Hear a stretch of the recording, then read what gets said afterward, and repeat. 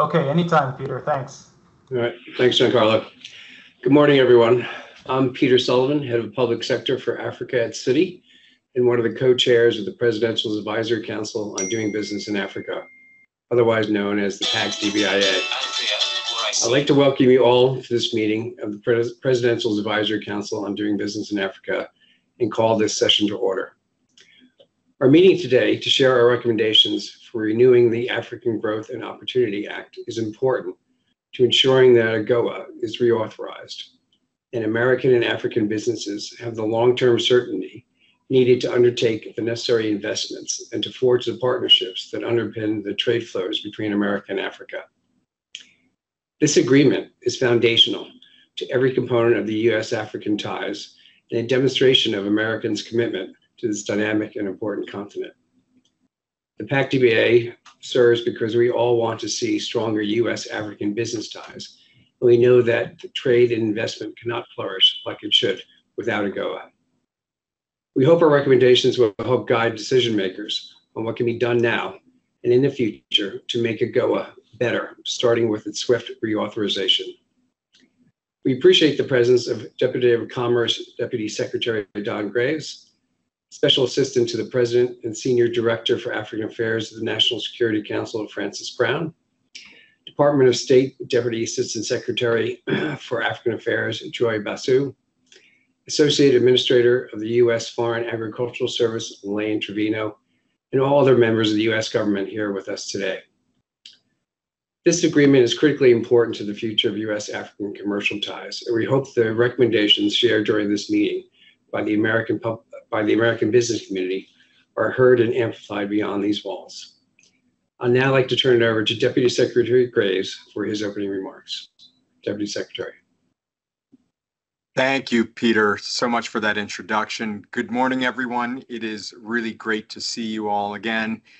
I want to thank you, as usual, for joining this really important meeting of the PAC-DBIA. The Secretary and I both extend our deepest thanks to all of you for the ongoing work, the dedication to the Council, and most importantly, for your dedication to this mission, the recommendations that you're providing concerning the AGOA. I also want to thank my colleagues like Francis at the National Security Council, our friends at the State Department, USTR, USAID, Department of Agriculture, for their valuable ongoing participation, not just in this meeting, but in this effort to ensure that we're able to uplift business opportunities between the continent and our country. Just as the PAC-DBIA is a diverse team of executives from companies across a vastly wide spectrum of industries who work together for a shared purpose, our U.S. government interagency is a collection of fairly unique organizations that all strive to coordinate our specialized missions and the tools that each of us has to best serve the American people and our companies and support partners across the globe. So I want to thank all of my colleagues and all of the members for the spirit of collaboration that you bring to your work and to the meeting. This past November, as many of you know, I had the pleasure of attending the AGOA Forum in South Africa. And prior to that trip, the Secretary and I met with this group for a briefing where we welcomed the Council's plan to develop the recommendations that we're going to be hearing today. And with this year's AGOA Forum having recently concluded, which I also attended and gave remarks at, me being a part of this meeting feels very timely and means a great deal to me personally. AGOA has been a cornerstone of U.S. Africa trade relations since its inception 24 years ago, which it blows me away.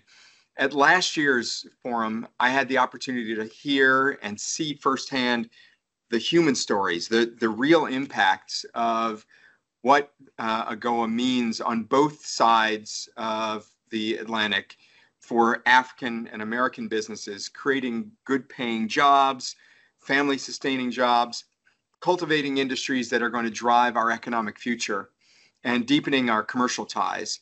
So today, as we consider the renewal and the strengthening of AGOA, I think it's important that we recognize it's not just about maintaining a trade preference program. It's about reaffirming our commitment to the economic development of the continent, to making sure that that mutually beneficial trade and investment decisions occur as it relates to both Africa and the U.S., and that we're also focused on our shared prosperity.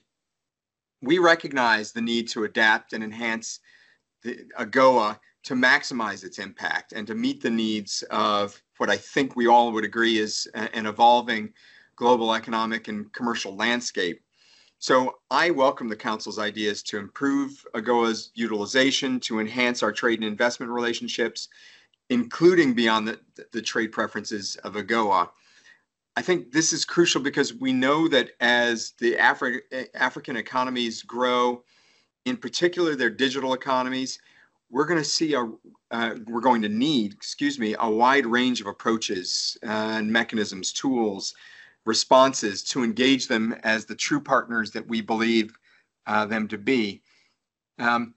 The President understands just how important engaging, reauthorization of AGOA is for this work to advance, to expand, and he's called on Congress to act. So I echo the President's recent statement calling on Congress to quickly reauthorize and modernize AGOA to ensure that future generations of Americans and Africans can meet the challenges and seize the opportunities of the decades ahead.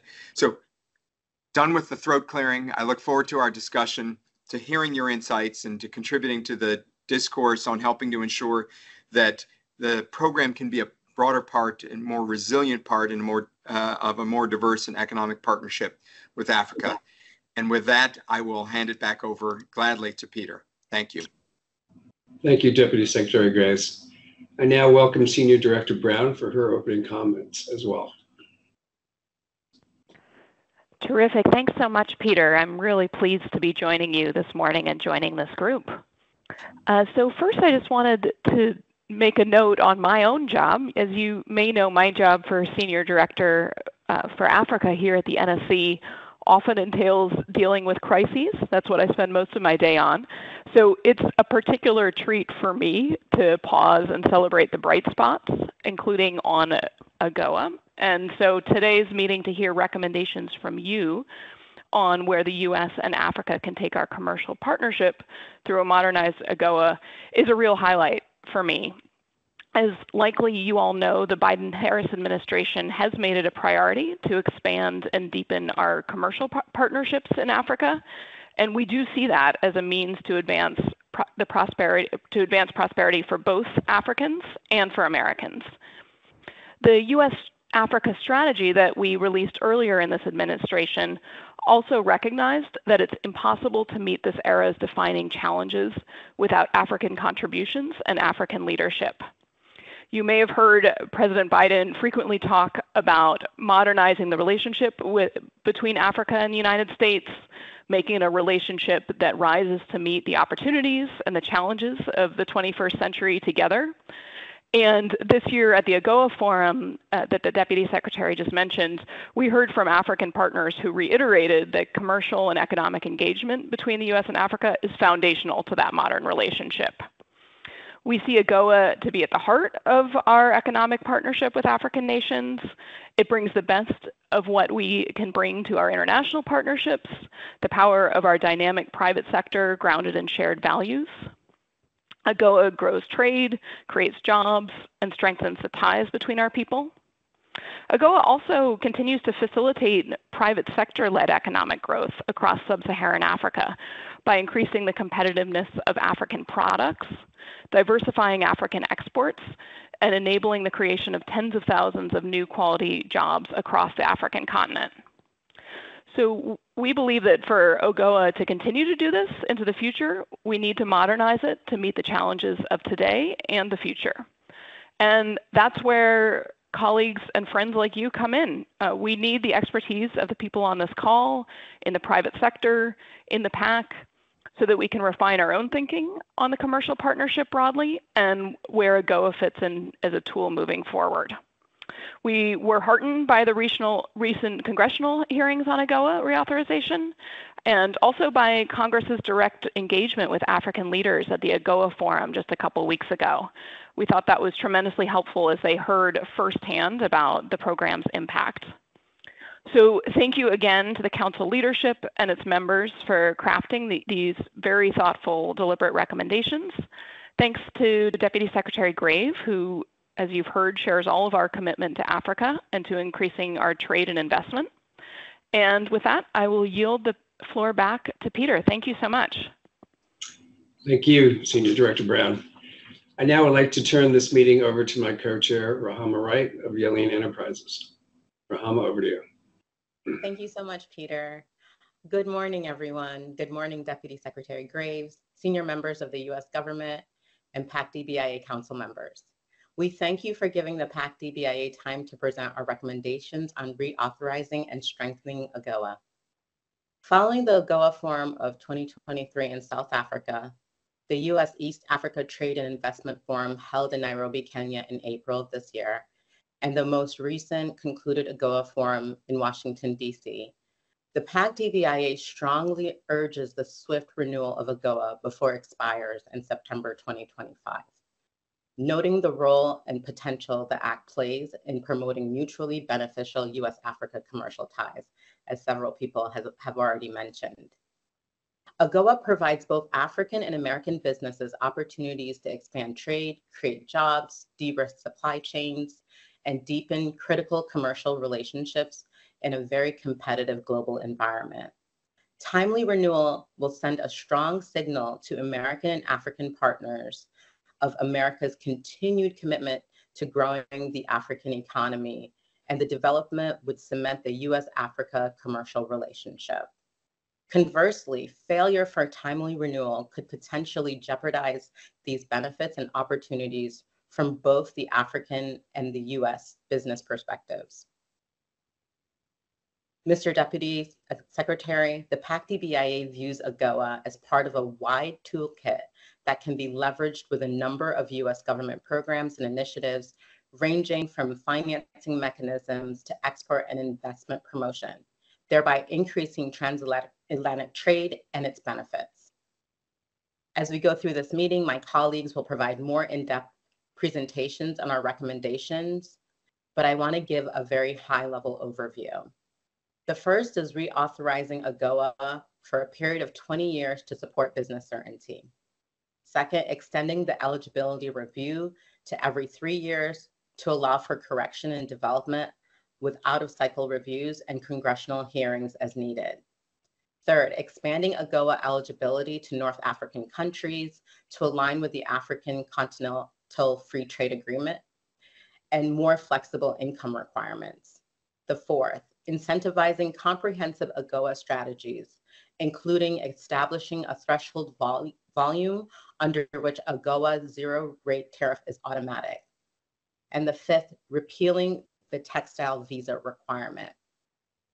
From a sectoral perspective, we strongly recommend that particular attention should be given to the agricultural and critical mineral sectors, as they are key to current and future growth for both the US and African countries. In the work I do at Yelene within the ag sector, I see firsthand the benefits and impact AGOA has on opening opportunities for SMEs and women-owned enterprises. Additionally, we feel that there is a good opportunity to capitalize on including services in the renewal with a focus on ICT and digital services. Now that I've given a brief overview, let me turn to my colleague, John Nevergole, who will drill down on the duration and eligibility requirements. John, over to you. Thank you, Rama. Good morning, and thank you, Deputy Secretary Graves, for hosting us today. We've heard about how important AGOA is, including the value it brings and the signal that renewal will send in the U.S.-Africa relationship. That's why we're here today. And on behalf of the PAC-DBIA, it's my privilege to share an overview of our duration and eligibility recommendations. Businesses need both continuity and predictability to flourish, and removing the uncertainty around AGOA renewal will help unleash its full potential. That's why we recommend maximizing certainty for companies exporting under AGOA with a 20-year reauthorization. Enshrining this commitment allows African governments to attract more American investors. For example, African governments that are currently building and expanding specialized economic zones and industrial parks could attract American investors to utilize these for exports. It also allows American companies to incorporate African markets into their global value chain and for all to secure better financing. Second, as Rahma mentioned, we support extending the review period to at least 3 years. That would enable companies and American and African governments to better integrate AGOA into their plans. An extended review would also allow more time to address and manage geopolitical concerns versus having an immediate negative impact on the business climate. In fact, the U.S. government already has a toolkit to address systemic concerns in other regions without obstructing business and trade, which are often more impactful than losing AGOA eligibility. And in addition, we support out-of-cycle eligibility reviews in cases with a national security impact to the U.S. Third, flexibility on the review process is one way to help alleviate risk for U.S. investors who base their decision on AGOA's trade potential. Our capital markets can help scale companies that can benefit from AGOA, but a removal of a country's eligibility post-investment increases risk for American investors. Review process flexibility can alleviate this risk and unleash U.S. capital. Finally, again, as Robert mentioned, we support expanding AGOA benefits to North African countries to better align with continental integration. This expansion would also support investment and regional value chains within Africa that broaden markets for American businesses while encouraging further integration through the AFCTFA. Similarly, changing income eligibility requirements to 5 consecutive years for upper middle income status, according to the World Bank metrics, would allow more certainty for those African markets to slide along these lending categories. And if developmental impact concerns arise, enshrining the option to target underserved areas within African countries could make those areas that most need a trade preference mechanism more attractive to businesses, generating jobs where they're needed most. Thank you for your time and attention. Thank you once again, Deputy Secretary Graves, for hosting us today. And at this time, I'd like to pass it to Kate Talenko, founder and CEO of Corvus Health, to give an overview of our recommendations on improving utilization. Thank you. So good morning. I'm Dr. Kate Talenko, the founder and CEO of Corvus Health, a global health workforce firm working to address the global health worker shortage and maldistribution. And we need 4 actions to increase the utilization of NGO, of AGOA by all countries and all businesses, but especially by underutilizing groups such as small businesses and women-owned businesses and minority-owned businesses. The 4 actions that we need are outreach to underutilizing countries, sectors, and businesses, the development of plans at the national, sectoral, and individual business levels, funding and technical support to underutilizing governments and companies to implement their AGOA plans, and finally, streamlining of AGOA regulations to make it easier for small businesses to take advantage of it. And to encourage greater utilization of AGOA and more delivery of exports to the U.S., eligible countries should be incentivized to develop more comprehensive AGOA strategies, and by targeting U.S. economic and commercial initiatives towards them. Only half of the current AGOA eligible countries have public utilization strategies, several of which need updating. But the evidence suggests that the countries that have strategies, such as Mozambique, Togo, and Zambia, and which have conducted robust internal and public discussions of AGOA, have benefited much more from AGOA than other countries have. And Congress should also better support utilization with budget appropriations to help expand and operationalize these budgets. For example, we have through USAID the East Africa Trade and Investment hubs. And these hubs facilitated more than 600 million in exports and 170 million in new investments between 2014 and 2019, suggesting that more success is possible with increased resources. It'd also be helpful if this data were disaggregated from a gender point of view, so we could see how women-owned businesses are performing. And part of the technical support that is needed is assistance to develop regulatory frameworks to ease the entry of African products into the U.S. market. In addition to trade facilitation, regulatory certainty is another element to ensure that products can enter markets, both in Africa and in the U.S. PAC-DBIA recommends a robust domestic marketing campaign targeting U.S. firms that might be persuaded to diversify their supply chain into AGOA-eligible countries, articulating to them the benefits of AGOA access channels. And there's a saying that for every happy African exporter, there's a happy American importer. And my last point, as someone who represents service sectors such as education and health services, we would love to see services provided in the next version of AGOA in addition to goods. And thank you for your time, and I'd like to hand it over now to Jason Brantley. Thank you, Kate. I'm Jason Brantley, and I'm Vice President of Small Ag and Turf at John Deere. You know, when you think about agriculture, agriculture forms a significant portion under the trade that occurs under AGOA today, and it's one of the top sectors under which African governments seek to increase the trade with American firms. Because of this, the expiration of AGOA would not only hurt African agricultural exporters, but it would adversely impact the American businesses that rely on the raw citrus, dairy, nuts, spice, fruit, and other inputs needed for sectors such as processed foods, pharmaceuticals, and cosmetics. In fact, many of the ag products that are brought into the U.S. under AGOA today are often unique to Africa, and they tend to not compete with U.S. crops. And this reinforces diversity in sourcing and strengthens supply chains. There's also the salient topic of food security. Even if AGOA products are exported from Africa, the wider ecosystem of agricultural production helps promote greater agriculture sector development, investment, and productivity in general. And this benefits local communities and supports stronger African food systems overall. Operating under the assumption that AGOA would be reauthorized in some form, we present a few recommendations here today that we feel would strengthen the ag-related benefits of AGOA. The first is around sanitary and phytosanitary procedures. The importation of agricultural products under AGOA is subject to a host of requirements to prevent the introduction of pests and diseases into U.S. crops. In the absence of supporting free trade agreements, which would otherwise provide countries with SPS assistance, the U.S. government should work with their African counterparts through the USDA, the FDA, and CBP to improve the import process, and this would help spur AGOA utilization in agriculture.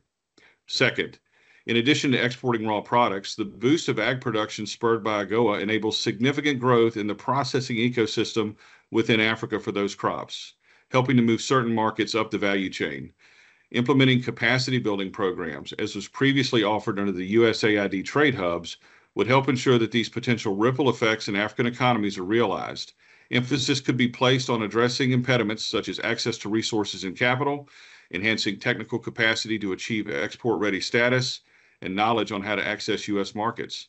And finally, we encourage the U.S. government to leverage the momentum of AGOA reauthorization to launch programs that increase awareness of the program's benefits amongst the ag community, both to African exporters whose products can reach the U.S. market duty-free and to U.S. processors who are searching for more efficient sources of inputs.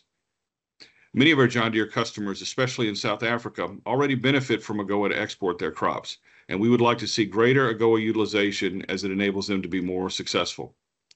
And now I'll pass it over to Franklin Amu and Thierry Wanji, who will be talking about the digital and ICT sector. Thank you so much. Thank you so much for that, Jason. Indeed, my name is Franklin Amo. I'm the founding partner and managing chairman of Bayless Emerging Markets, and I am the chair of the Digital and ICT Subcommittee. We're very excited for the AGOA renewal process, and particularly given Africa's fast-growing youthful population, the digital and ICT sectors are among the most exciting areas for growth in African markets. These represent significant opportunities to both American and African enterprise. GSMA, which is the Global System for Mobile Communications Association, estimates that these sectors alone are responsible for about 1.4 million jobs and contributions of over $170 billion to Africa's GDP, which represents over 8% of the continent's GDP in 2022.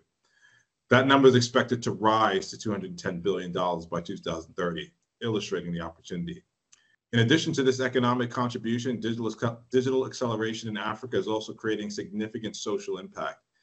The increased integration of Africa into the global communications architecture has helped narrow the digital divide and helped democratize access to information, creating enormous opportunity for African citizens. This rapid growth in investment in digital infrastructure has helped facilitate a vibrant and mushrooming venture-driven technology ecosystem. Continuing this progress will require solid public-private partnerships and policy certainty that ensures that the regulatory environment develops in the least restrictive manner. Unfortunately, this dynamism and the increasing opportunity, its increasing economic centrality has not been reflected in digital and ICT's share of AGOA's exports. While the incorporation of digital services in the ICT sector should not be an impediment to renewing AGOA, we do think it's imperative to seriously consider incorporating these objectives into a renewed AGOA to reflect these exciting modern opportunities. My colleague and friend, Dr. Thierry Wanji of Sebastian, will enumerate the committee's suggestions in this regard. Thierry? Thank you, Franklin. Thank you for the wonderful introduction. Good morning, Deputy Secretary, and good morning, my dear colleague from the PAC-DBIA. And would like to touch on the recommendation. You know, we need, first of all, to modernize AGOA. We need to increase the coverage, not just with product, but also services. As you know, ICT, we have a lot of services that we can sell very easily. Adding that into AGOA can be a very good thing to take care of the 21st century reality. We also need to add digital services, software component, software fabrication. Africans are doing a lot of software supply chain, and they can easily participate into the ICT ecosystem. My company is building data centers across Africa, and one of the significant impediment is the price tag. If we do develop things locally and we can bring them to the United States as well, that would be a very good thing for Africa and for us to diversify our supply chain.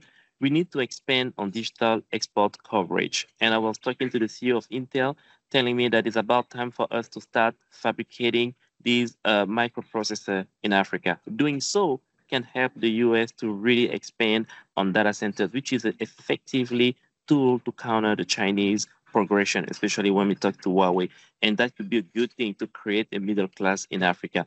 While we're doing that, we also need to think about skills. We need to be able to train them. We need to be able to bring US university to increase the professionalism of young Africans that can then participate into this new ICT secure ecosystem. That could be a very effective tool to counter the progression of China in Africa, but also to align, you know, the value with our US value. I won't be too long because of the time, and I would like to thank you for the opportunity. Thank you for that, Pass it Thierry. on to Franklin. Thank you for that, Dr. Wanji. And picking up on some of the important comments Dr. Wanji made, we also focus on the impact of critical minerals within the AGOA framework. AGOA really has the potential to improve the contributions of eligible countries to the critical mineral supply chains of sectors of great importance to the American economy, such as mobile telecommunications, battery storage, and electric mobility. At present, many critical minerals consumed by the U.S. industry are beneficiated in third countries outside of Africa before they're imported to the United States, reducing both the efficiency and resilience of the U.S. value chain, and also the benefits to the African economies from which they originate. Our African partners have steadily advocated for locating processing and production capability on African soil. They argue that localized value addition proximate to the point of origin will increase the efficiency of supply chains and also help to increase export earnings, foster resilient job creation, improve domestic stability, and accelerate economic development. You know, recalling the conversation that Dr. Wanji had with prominent CEOs. Meanwhile, COVID-19 demonstrated the fragility of the global production supply chain, as well as a recognition of inefficiencies and bottlenecks. It became clear, unfortunately, that some countries processing critical minerals originating in African countries do not always prioritize the security of input supplies to U.S. industry. This sets up the potential for a pragmatic win-win opportunity to leverage AGOA's architecture in order to encourage U.S. industry to extend burgeoning friendshoring initiatives to AGOA-eligible countries and increase investments in value addition activities in those markets. Replicating some existing policy approaches, like the Critical Minerals Agreement signed by USTR with Japan for Africa, and/or establishing a dedicated framework for American and allied firms to process African critical minerals on the continent for export to the United States, could result in benefits for the United States, for African countries, and for third country allies alike. As a start, the PAC-DBIA recommends inviting certain AGOA-eligible countries to join the Mineral Security Partnership. Doing so would avail those countries of the financial and diplomatic support for strategic projects along the value chain already offered by the Department of State for key sectors, including clean energy technologies, emerging computing, and connectivity sectors such as semiconductors and mobile telephony. Thanks very much. I believe Andrew will now discuss beyond AGOA, the recommendations we have. Thank you. Thank you. Thank you, Rama. Good morning, good evening, everyone, depending on your location. Thanks to fellow PAC-DBIA colleagues for covering the AGOA recommendations. I also want to thank Deputy Secretary Graves and all of the U.S. government representatives and members for your commitment to Africa at this pivotal time. We're encouraged by the efforts across the U.S. government to use the upcoming AGOA renewal to adopt a proactive and long-term approach to modernize U.S. commercial engagement in Africa. The African Continental Free Trade Area Agreement is spurring trade and investment across African borders, offering a unique opportunity for the United States and Africa to strengthen their economic relations. As the largest trade bloc across Africa, the AFCFTA must be considered as AGOA is renewed and should remain a fundamental component of the long-term effort to deepen mutually beneficial commercial ties. As African Union Commissioner Muchanga highlighted during the recent AGOA Private Sector Forum, the Pan-African Payment and Settlement System, also known as PAPS, is a key component of the AFCFTA to enable a continent-wide marketplace, to ensuring a successful implementation of PAPS to boost intra-Africa trade and propel the overall implementation of the AFCFTA. As part of this report, PAC-DBIA welcomes USTR's MOU with the AFCFTA, which makes a recommendation on key areas of opportunity to address AGOA constraints. These recommendations set the stage for a relationship that can increase two-way trade, accelerate economic growth, and improve people's livelihoods. Additionally, PAC-DBIA recommends the Partnership for Global Infrastructure and Investment to target sectors where African countries want to increase trade under AGOA and coordinate trade facilitation efforts with those of the AFCFTA. Having a renewed policy engagement that recognizes global regulations and standards, balances taxation, promotes the free flow of data, and supports sustainable investment practices will help African businesses utilize AGOA and expand international trade while also positioning U.S. businesses to compete throughout the continent. With that summary of PAC-DBIA's report on reauthorizing and strengthening AGOA, I'll turn things back over to Rahama. Thank you. Thank you so much, Andrew. And thank you to the members of the PAC-DBIA for presenting key areas of our report. I would now like to turn back to Deputy Secretary Graves for comments from the U.S. government. Thank you so much, Rahama. And I want to start by thanking all of the members of the PAC-DBIA again for preparing what I think are truly comprehensive and insightful recommendations. We are very eager to dive deep into them and get to work.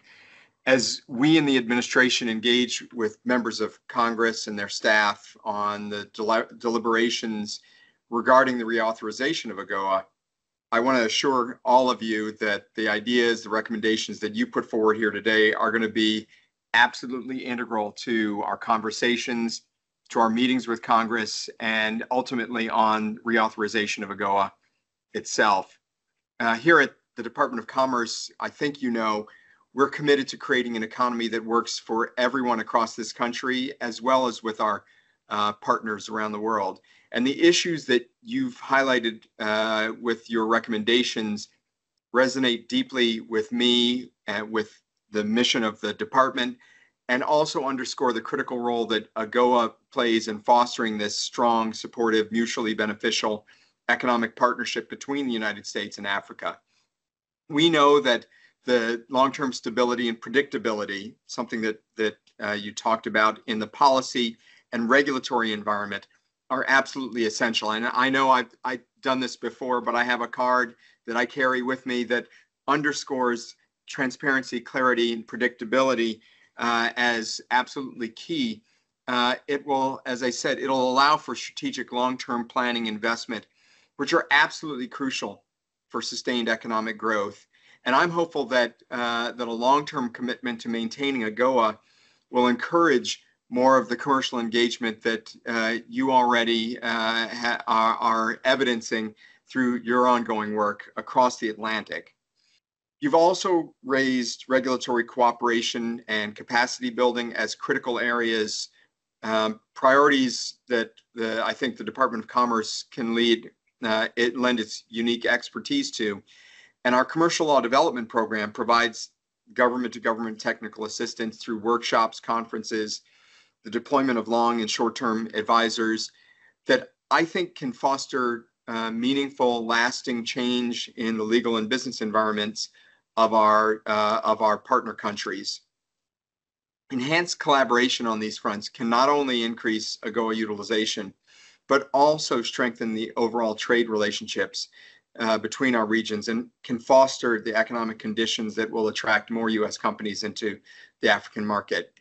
You also focus on the key sectors, and I want to thank John and for that first piece, but I want to thank and Kate as well. But I want to thank Jason, Franklin, Thierry, and Andrew for the rest of what they brought to the table. The focus on agriculture, digital economy, critical minerals, I think, as well as what we can do outside of AGOA, are critically important and linked directly to this administration's priorities, something the president and the vice president have long talked about. These are areas where we see significant potential for growth and collaboration. So I want to just assure you that our network of U.S. export assistance centers and the foreign commercial service teams across Africa are ready to stand with you, to connect U.S. suppliers of critical services and technologies with partners in Africa to grow these sectors along with our capacity, with their capacity to utilize AGOA benefits. Just so you're aware, our Assistant Secretary for Global Markets and the Director General of the U.S. and Foreign Commercial Service, many of whom I'm sure many of you have spent a lot of time with, Arun Venkatraman. He just officially inaugurated our new office in Cote d'Ivoire just last week. And we look forward to doing the very same thing in Zambia later this summer. It's part of our effort to enhance our engagement with and in the continent. Finally, one of the other critical themes running through your recommendation is a call to enhance the dialogue with the private sector, the U.S. private sector. And we absolutely take that call seriously. Without robust and consistent engagement, we can't have the type of essential dialogue with the private sector to identify and address the real world challenges that the businesses are facing every day.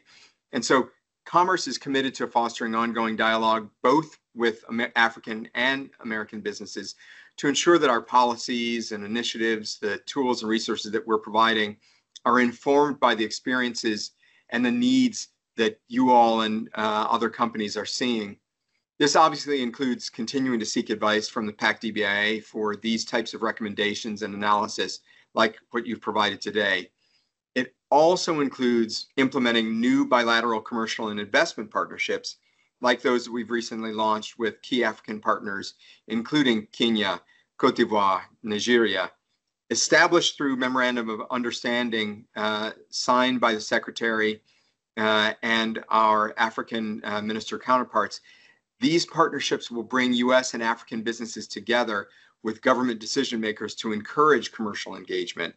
So we look forward to the collaborations with our African government and private sector partners. And with that, I will stop and turn it over to my colleagues now to provide some additional feedback on top of my own. And I think Joy is speaking next, if Joy is here. Perfect. Yes, I'm happy to jump in. Thank you so much, Deputy Secretary Graves. And thank you to all our partners in the business world for your insights in this report and for not only taking the time to share that expertise with us today, but for all your work every day on behalf of the PAC and on behalf of your companies. As you all know well, one of AGOA's core goals is to foster enhanced business-to-business relationship between the United States and African nations. And this report is a really thoughtful roadmap for how we can better enable that as the U.S. government. AGOA is one tool we have among many in the U.S. government to strengthen and really create a modern 21st century partnership with Africa. And we all have an interest in seeing it reauthorized in a way that makes it more impactful and more strategic.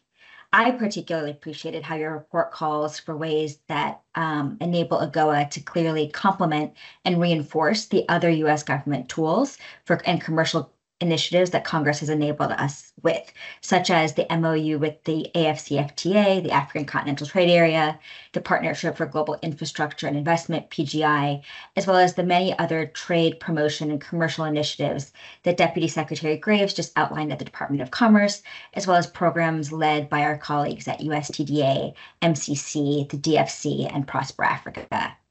While the details of future AGOA legislation are certainly with our colleagues in Congress, I'm here to also reiterate that our African stakeholders have raised many of these similar questions and suggestions in our diplomatic dialogues.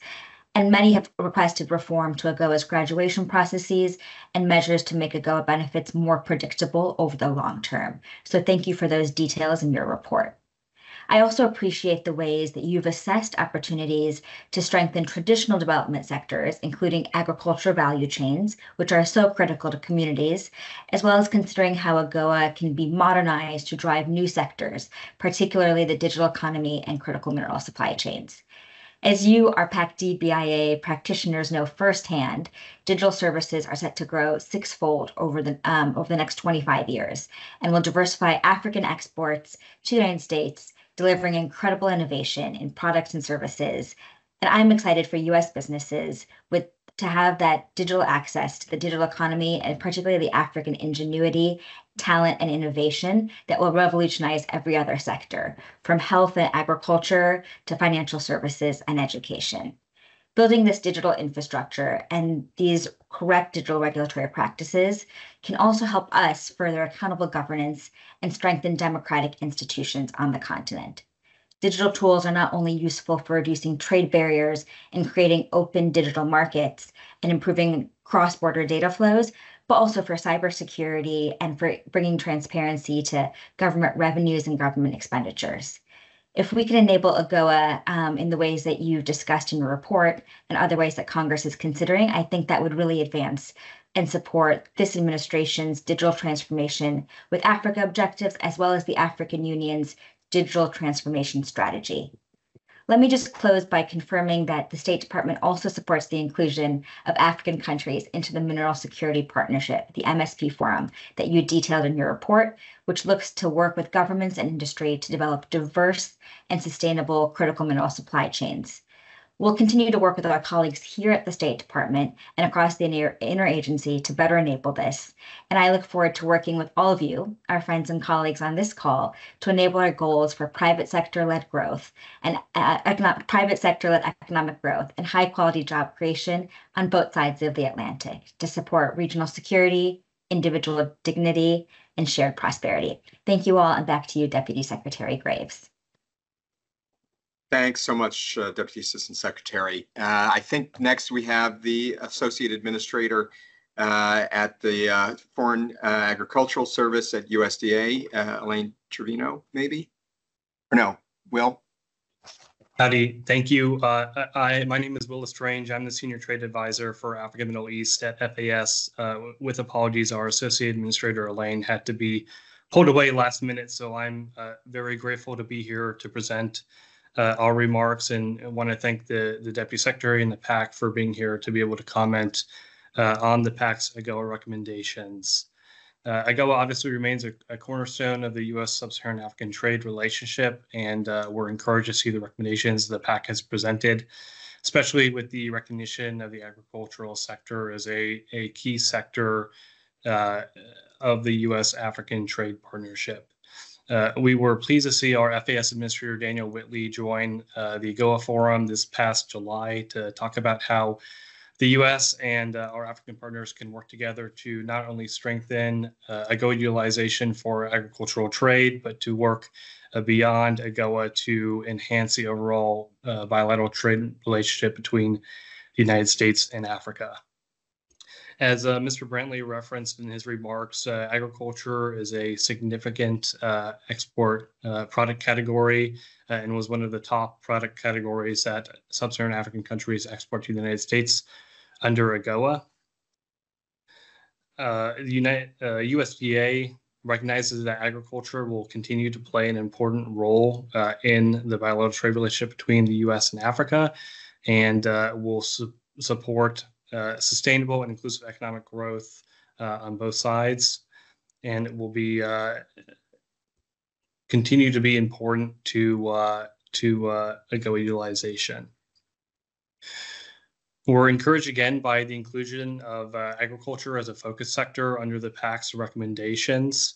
One of USDA's priorities in our relationship with our African counterparts is providing technical assistance and capacity building on an enabling trade and regulatory environment. And so one of the areas that we're very focused on is assisting our African partners to improve the regulatory environment on the continent by assisting them in adopting open and transparent standards for trade and encouraging our African larger participatory role in international organizations, the WTO, and engaging in other organizations like Codex, where the global community comes together to determine international standards for food and agricultural trade. So we're encouraged by the recommendations the PAC has shared around strengthening phytosanitary certificates and improving agricultural processing. We think the work that we've been doing around the enabling environment is helpful for African countries to not only improve their AGOA utilization as they're better able to meet those sanitary and phytosanitary requirements of the United States, but also assisting them to improve the overall interregional trade environment as they meet these obligations under the African Continental Free Trade Agreement. So in conclusion, appreciate these comments, and we look forward to working with the PAC and our private sector stakeholders in the U.S. agricultural sector to assist our African partners in strengthening that regulatory environment and assisting them not only under AGOA utilization beyond AGOA's reauthorization, but also supporting their interregional trade objectives. Thank you. Thank you so much, Will. I think next we're going to turn to the Director for Africa at the Office of the U.S. Trade Representative, Robert Telchin. Robert, turn it over to you. Thank you so much. On behalf of the Office of the U.S. Trade Representative, I want to echo the gratitude that's been extended to members of the PAC for the work that you've done to finding ways to improve the AGOA program. I'm very aware how much work goes into a report like this. We realize this is a topic that many American companies doing business with Africa are monitoring closely. 2 weeks ago, Ambassador Catherine Tai not only led the delegation, the U.S. delegation to the AGOA Foreign Ministerial, but she also attended stakeholder events with representatives of the business community, civil society, and labor groups. This included the AGOA Private Sector Forum, which Commerce played a major role in coordinating. She very much valued the input on AGOA renewal that she received from taking part in these events. And she was also pleased by the conversation that took place with 8 key members of Congress that took part in the forum, as well as their commitment to reauthorize and their willingness to explore how we can modernize the legislation to the benefit of people across the United States and Africa. AGOA has not only strengthened economic relations with the United States, but it's also helped create African-led solutions to some of the continent's core challenges. The Biden-Harris administration and Ambassador Tai are deeply committed to working with Congress and stakeholders to build upon these successes in order to realize the full potential of AGOA. Thank you again for developing these recommendations. Thank you, Mr. Deputy Secretary. Now it is time to adopt the report. I need someone to move for adoption and someone to second it from the PAC-DBIA. Rahama, I move to adopt it. Okay. And Carol I'll with Caterpillar. second it. And I'll second it, Rahama. This is Bill Killy from ACRA. Thank you both. All those in favor of adopting the report, say aye. Aye. Aye. Aye. All those not in favor, say, I guess, nay. And do we have any abstentions? All right, it looks like the report has been adopted. I don't have a gavel, so I'm just going to bang something.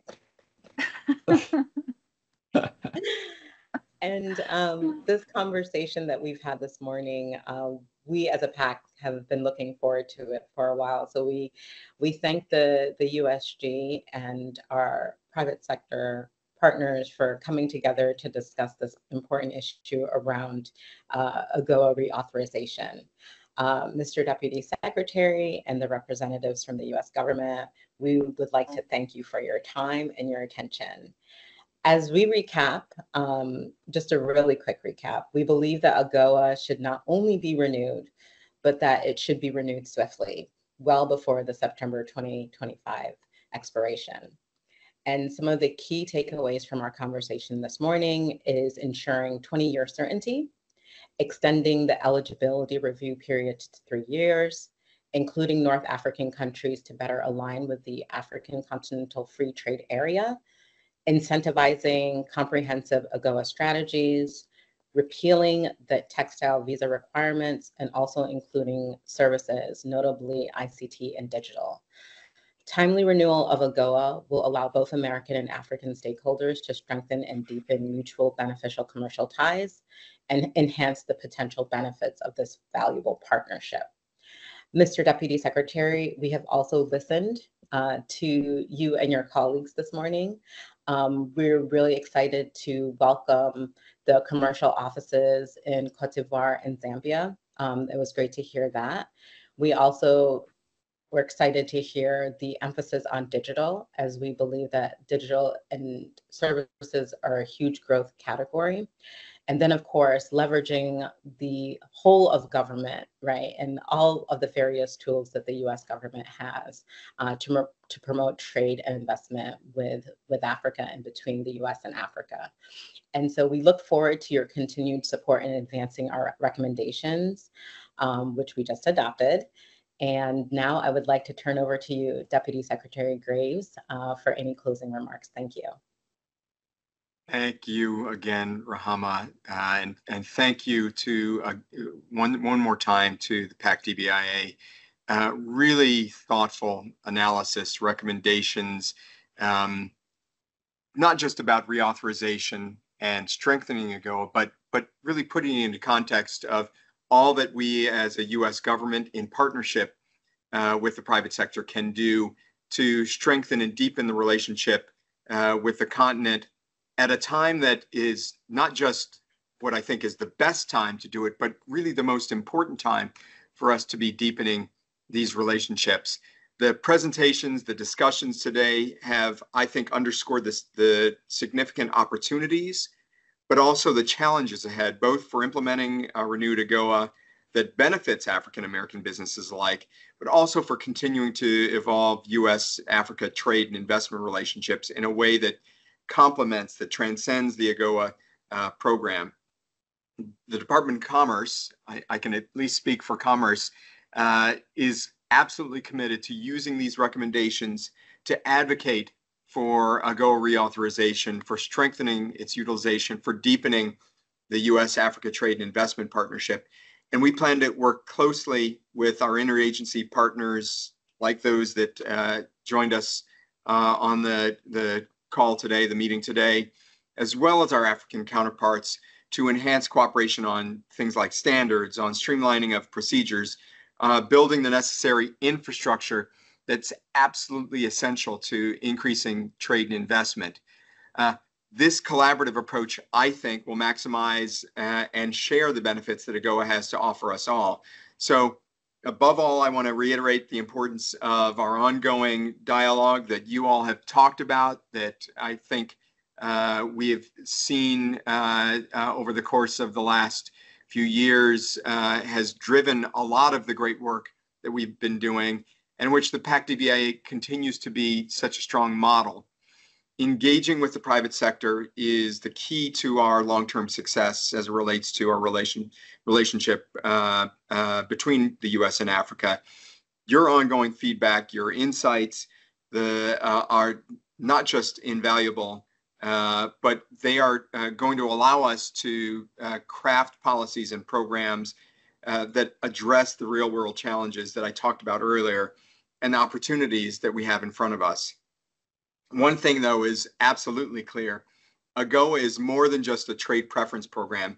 It's a tool, a very powerful tool for prosperity for us all. And together, I think we'll help to ensure that AGOA remains a cornerstone for the U.S. Africa economic engagement and the deepening of our connections between our people, driving growth, driving innovation, and most importantly, driving shared prosperity for many years to come.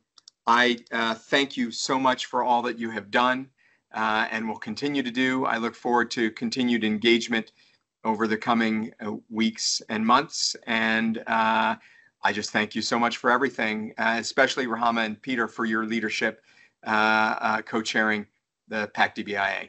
Thank you.